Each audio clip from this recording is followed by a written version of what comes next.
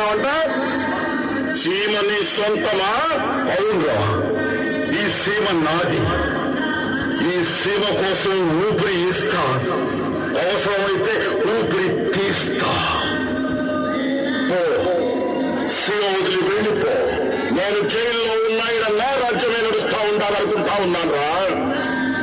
నువ్వు పెద్దోడివి కాగానే నా ఊళ్ళందరినీ ఊచకోత కోసినావుని జైల్లో చేతులు విసుక్కుంటా కూర్చున్నాను రా. ఎప్పుడు బయటకు వస్తానా, ఎప్పుడు నీ పీక కోస్తానా అని. ఎదురా నాకు వార్నింగ్ ఇచ్చిన సీమకు నన్నే రావద్దంటావా? నిన్ను వల్ల కాదికి పంపించకపోతే నేను నా అబ్బకు పుట్టినన్ని ఎట్టా అవుతాను రా. ఏంద్రా అబ్బకు పుట్టావా? నువ్వు ఒక అబ్బకు పుట్టినవాడు అయితే వాళ్ళదాన్ని అడ్డం పెట్టుకుని మా నాన్నని బాబాయిని ఎందుకు చంపుతావురా? నువ్వు ఆపకే పుట్టుంటే వేల మంది శ్రేయస్సు కోసం చేస్తున్నా ఈ యజ్ఞాన్ని ఆపడానికి ఎందుకు ప్రయత్నిస్తావురా? అబ్బ అంటావు, అబ్బా అబ్బా అంటావే. నీ అబ్బ దగ్గరికి నీ రోజు పంపకపోతే నేను నా అబ్బకు పుట్టిన వాడినే కాదు. ఈ సీమకు నాయకుడు ఒక్కడే ఉండాలా? చంపడమో లేక చావడమో మంతర్ మధ్య జరగాల. చంపటం నా వంతు, చావటం నీవు.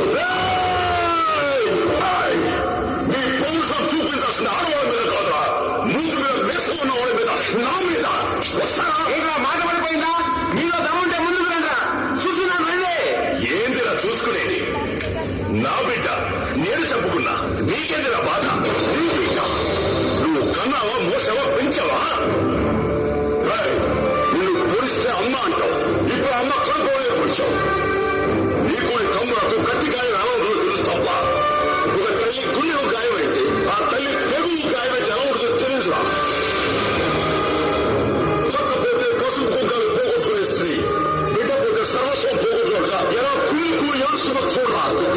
ఆ అమ్మకి ఆ బిడ్డను తెచ్చి ఇవ్వగలవా? ఇవ్వలేవు. కానీ ఆ తల్లికి ఆ బిడ్డ జ్ఞాపకాన్ని నేను అందిస్తాను.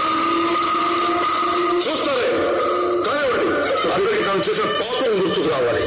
నిద్ర పోయే ముందు, నిద్ర లేచే ముందు, అన్నం తినే ముందు, ఆరు బయటకు పోయే ముందు ఆ మొక్కకి మొక్కాలి.